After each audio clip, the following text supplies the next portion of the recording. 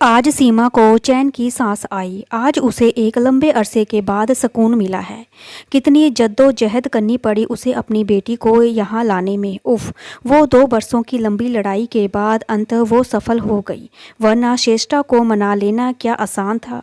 आज 2 बरस बाद वो चैन से सोएगी, चैन से खाएगी और एकाएक से उसे भूख लगने लगी। उसे लगा जैसे एक लंबे समय के बाद आज सचमुच उसे भूख लगी है। आज वो अपनी पसंद का खाना बनाएगी और आराम से खाएगी और फिर चैन की नींद तान कर सो जाएगी। पर श्रेष्ठा की तो भूख जैसे मर गई थी। सब कुछ इतना अजीब, परिचित और अटपटा सा लग रहा था, मानो किसी पराये के घर आ गई हो वो। कोई भी चीज़ परिचित नहीं लग रही थी। लगती भी कैसे आंखें बार बार भीग जाती थी। माँ को इसका आभास ना हो इसलिए आंसुओं को उसने टपकने नहीं दिया। कोरों पर ही पोंछ डाला और अपने कमरे में चली आई। अंजुरी की आवाज़ भी उसे अच्छी नहीं लग रही थी, इसलिए सविता को उसे थमा एकांत में अपने पलंग पर लेट गई। वो सोच रही थी कितनी बेबस हो गई थी।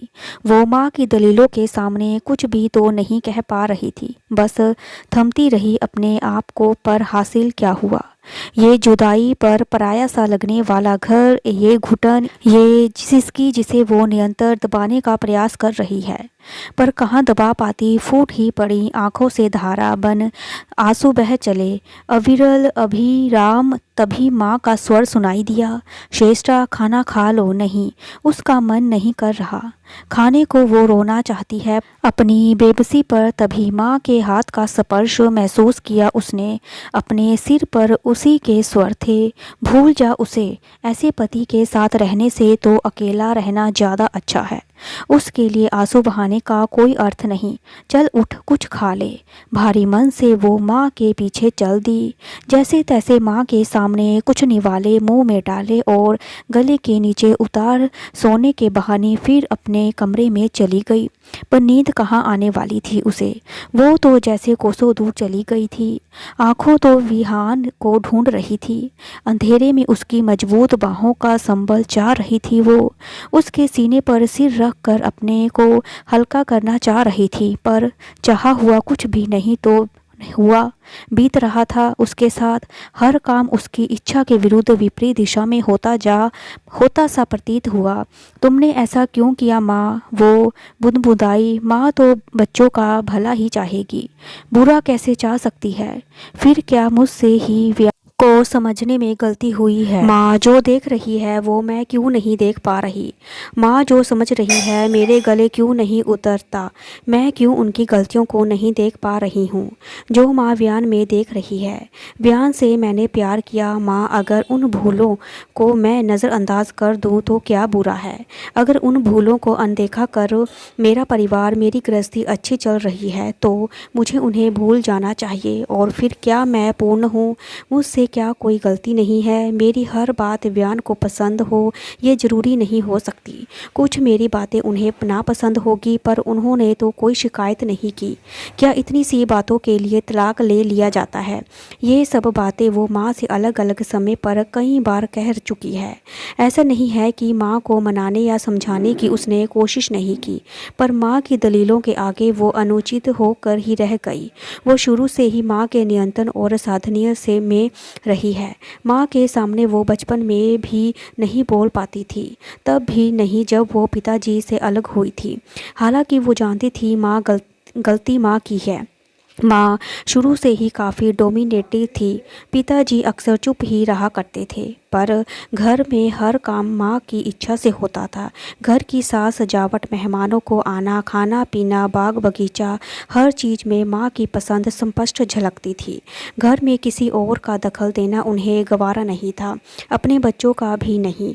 उनकी पसंद नापसंद का भी माँ ने कभी सम्मान नहीं किया। जब कभी श्रेष्ठा अथवा सुयश ने कुछ कहना चाहा तो स्पष्ट तौर पर उन्हें ये जता दिया गया कि ये घर उसकी माँ का है, यहाँ उन्हीं की इच्छा इच्छा का स्थान है।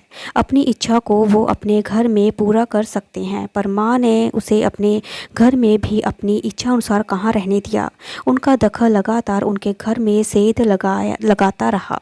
अंततः उनकी दीवारें चरमरा कर गिर पड़ी तो लगातार टुकड़े होते हुए घर को समेटने की चेष्टा करती रही, पर माँ के सामने पता नहीं क्यों वो बेबस हो जाती। एक टुकड़ा उठाती तो दूसरा हाथ से फिसल जाता। आज नौबत ये आ गई कि उसके दोनों हाथ खाली थे। ऐसी जिंदगी तो नहीं चाहिए थी, उसने वो अपने आप से बोली। व्यान, हमने तो इतने अच्छे अच्छे सपने देखे थे जिंदगी के, जहाँ ना दुख था ना निराशा थी, बस घूमते फूलते थे। आंगन में बहार थी, तुम्हारी बाहों का संबल था, मेरी कोमलता थी, वाणी का माधुर्य था, और तुम्हारा साहस। कहाँ कहाँ बिखर गया वो सारे सपने, क्यों छितरा गए सब कागज के टुकड़े की भांति। मेरी वो आकांक्षाएं इतनी हल्की तो नहीं थी और ना ही आधारहीन। फिर ये क्या हो गया, कैसे खुल गया मुझसे बंद कर रहने वाला तुम्हारा अनुबंध। सब बह गया तुम्हारी शराब के साथ, सब कुछ विसर गया तुम्हारे नशे के साथ।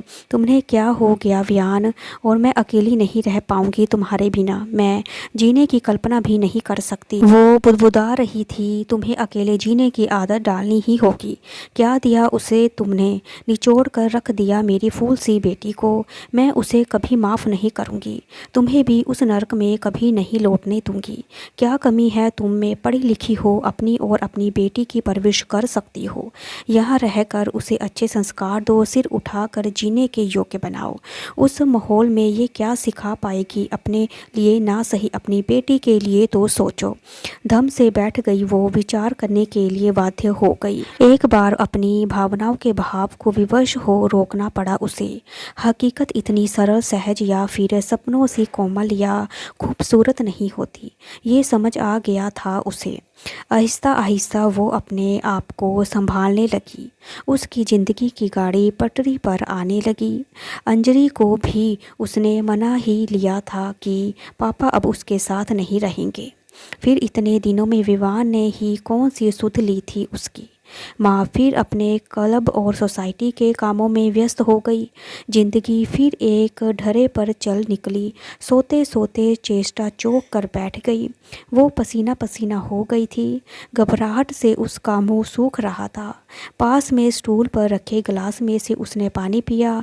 थोड़ा स्वस्थ होने पर उसे व्यान का वो पत्र याद आने लगा, जिसमें उसने अपने आप पहले पत्रों का उल्लेखन किया था जो उसे मिला था। फिर क्या माँ ने वह पत्र जानबूझकर नहीं दिया?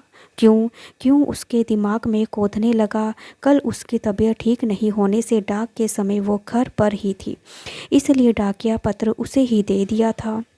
इतना विनीत होकर लिखा था वो पत्र, विहान ने, तुम्हारे बिना मैं कैसे जीऊँगा ये तो बता दो।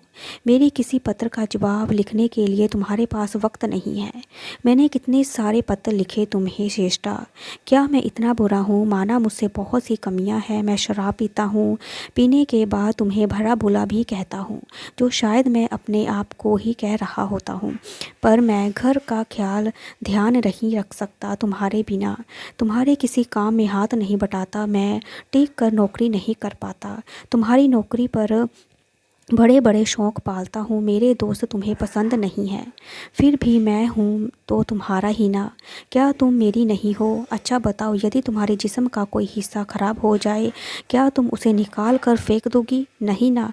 फिर क्या मैं तुम्हारा हिस्सा नहीं हूँ? मुझे अपनी ज़िंदगी से क्या ऐसे ही निकाल कर बाहर फेंक दोगी?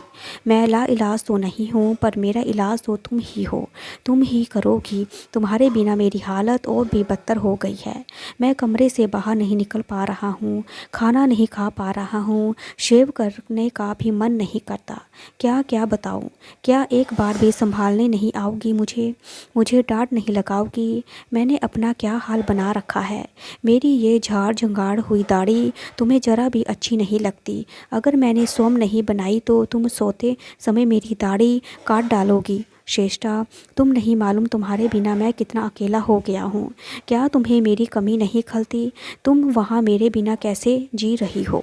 क्या तुम्हारा भी वही हाल है जो मेरा है? मुझे तो बांध रखा है मेरी माँ ने। जो मुझे अपने घर नहीं आने देती, पर तुम्हें तो यहाँ आने से कोई नहीं मना करता। मैं तो हर आहट पर तुम्हारे कदम खोज रहा हूँ। आ जाओ श्रेष्ठा, प्लीज़ आ जाओ। तुम्हारा सिर्फ तुम्हारा बयान। श्रेष्ठा को फिर नींद नहीं आई। उसने घड़ी देखी और सुबह के 3 बज रहे थे। माँ, मैं विवान के बिना नहीं रह सकती। मैं सोच रही हूँ कि मैंने निर्णय लेने में या तो ज़्यादा ही उतावली कर दी है या फिर अपने नहीं तुम्हारे दिमाग से काम लिया है। मैं जब से यहाँ आई हूँ तुम्हारे चेहरे पर विचलित कर देने वाला एक सुकून देख रही हूँ। तुम कभी पापा से भी नहीं निभा पाई और उसका दंड भी हमने भोगा। तुम्हारी जीत के आगे हमारा पापा से संपर्क तक टूट गया, जिसकी कमी मैं आज तक अपने जीवन में महसूस कर रही हूँ। मैं अंजलि को वही दंड नहीं भोगने देना चाहती। वो जैसे भी हैं उसके पिता है। अंजूरी से बढ़कर उसके लिए कोई और तो नहीं हो सकता। तुम्हारी भैया भाभी से भी नहीं बनी और तुम्हारे खोखले अहम के कारण वो भी तुम्हें छोड़कर देहरादून बस गए। कम से कम दोनों खुश तो हैं। ये मेरी बदनसीबी है कि मैं तुम्हारे ही शहर में बस गई और तुम्हारे इस्तेमाल की चीज़ बनकर रह गई। तुम्हें मेरी ज़रूरत है। तुम्हारा बुढ़ापा मुझे चाह रहा है और मेरी सेवा और नौकरी दोनों की आवश्यकता है तुम्हें। तुम अपने आप से इतनी बंधी हुई हो माँ की अपने स्वार्थ सिद्धि के लिए तुमने अपनी ही बेटी का घर उजाड़ दिया। पर मैं अपनी इस गलती को सुधारूंगी और सुबह का भूला अगर शाम को घर आ जाए तो वो भूला नहीं कहलाता। तलाक के बाद हम दोनों के साथ रहने को तुम जो चाहे नाम दो। हम पति पत्नी थे और पति पत्नी ही रहेंगे। एक बात और, मैं तुम्हारी आवश्यकता से मुकर नहीं रही हूँ, पर मुझे तुम्हारा स्वार्थी होना खला और मैं उन्हें छोड़कर अपना घर तोड़कर तुम्हारी आवश्यकता पूरी करूँ ये मेरे सामर्थ्य में नहीं है। पर अगर तुम मेरे साथ आकर रहोगी तो यकीन मानो अपने कर्तव्य से पीछे नहीं हटूंगी। श्रेष्ठा। श्रेष्ठा ने पत्थर मेज पर रखा और घड़ी में 4 बज रहे थे। उसने अंजूरी को गोदी में लिया और घर से बाहर निकल गई। अगर आपको मेरी ये कहानी अच्छी लगी तो लाइक करें, शेयर करें, सब्सक्राइब करें। Thank you so much.